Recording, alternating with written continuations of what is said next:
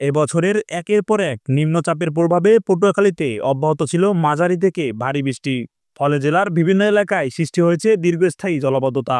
এ অবস্থায় আমন ধানের উৎপাদনে বড় ধরনের ঘাটতির আশঙ্কা করছে কৃষকরা।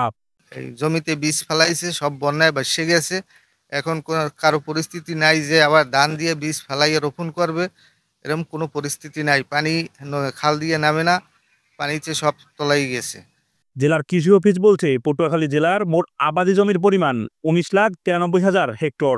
চলতি মৌসুমে 15,200 হেক্টর আউশ ও 19,115 হেক্টরে আমন চাষের লক্ষ্যমাত্রা নির্ধারণ করা হয়েছে।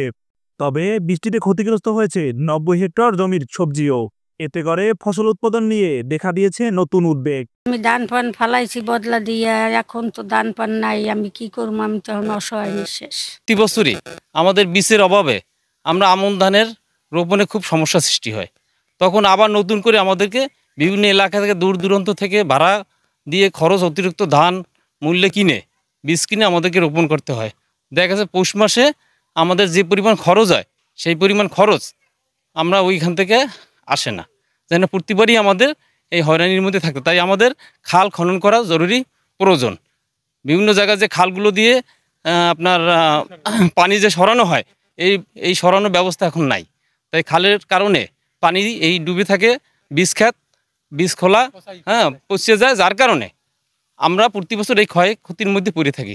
তাই সরকারের কাছে আমাদের আবেদন, খাল খনন করা হয় এবং কৃষকের ক্ষতিপূরণের দিকে একটু লক্ষ্য রাখুক। জলবায়ু পরিবর্তনের প্রভাব আর টানা বৃষ্টির ফলে কৃষির এই ক্ষতিপূরণ নিয়ে এখন প্রয়োজন সময় উপযোগী সহায়তা ও কার্যকারী পদক্ষেপ। নিউজ ডেস্ক, খবর পটুয়াখালী। আপনার পরিবারের দৈনন্দিন কেনাকাটা নিয়ে ভাবছেন? আর নয় ভাবনা, পটুয়াখালী শহরের প্রাণকেন্দ্র সবুজবাগ মোড়ে একই ছাদের নিচে সকল পণ্য পেতে চলে আসুন হাটবাজার ডিপার্টমেন্টাল স্টোরে, সবুজবাগ মোড়, পটুয়াখালী।